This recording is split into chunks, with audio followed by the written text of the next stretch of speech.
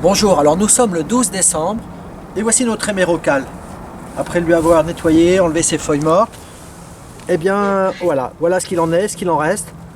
Et maintenant je vous propose de se retrouver qu'au printemps prochain.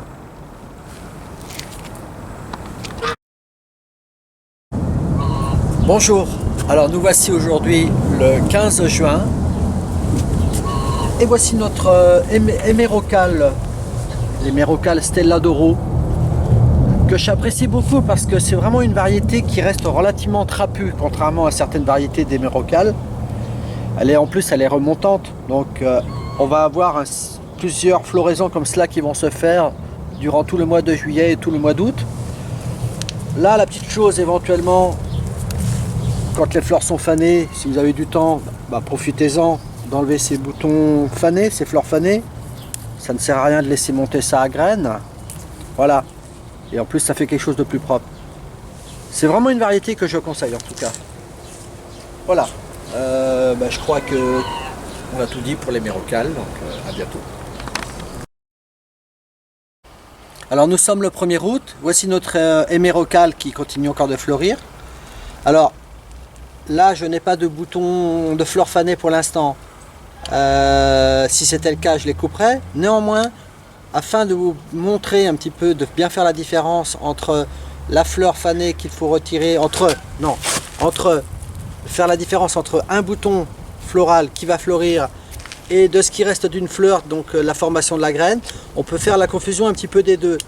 Donc là, pour bien vous démontrer la différence des deux, un bouton floral, ça va donner quelque chose de plutôt de forme allongée. Alors que une fois que la fleur est fanée et que la fleur a formé sa graine, ça va former quelque chose d'un petit peu plus carré. Là, j'en ai pas à vous montrer pour l'instant, mais on va vous le montrer dans une prochaine vidéo. Voilà. En tout cas, et là, on va profiter encore de cette floraison tout le mois d'août, je dirais même début septembre. Alors, nous sommes le 12 octobre. Alors, un petit dernier nettoyage sur nos hémérocales. Il y a encore quelques fleurs qui viennent à fleurir, mais quasiment plus rien. Là, cette fleur est fanée, il reste ce bouton. Bon, on peut éventuellement le laisser. Mais en ce qui concerne les autres, le reste, ça, ce ne sont pas des boutons, mais ce sont simplement des graines en formation. Donc, il est absolument inutile de les laisser. Ça ne sert à rien d'épuiser la plante pour rien. Donc, on enlève tout ça. Donc là, on coupe tout simplement toutes les tiges fleuries.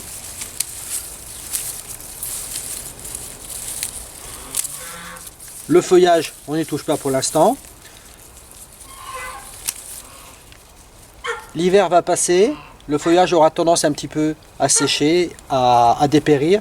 Eh bien, on le laisse comme ça pour l'instant, puisqu'il est vert. Et à la fin de l'hiver, on le retaillera. Mais là, pour l'instant, on n'en fait pas plus. Bon, là, il y a un saut de bouton. Non, ça c'est voilà, il reste un saut de bouton, je l'enlève. Après tout, ça ne sert à rien de le laisser. Voilà, on n'en fait pas plus pour l'instant. Et on va laisser passer l'hiver tout simplement. Voilà.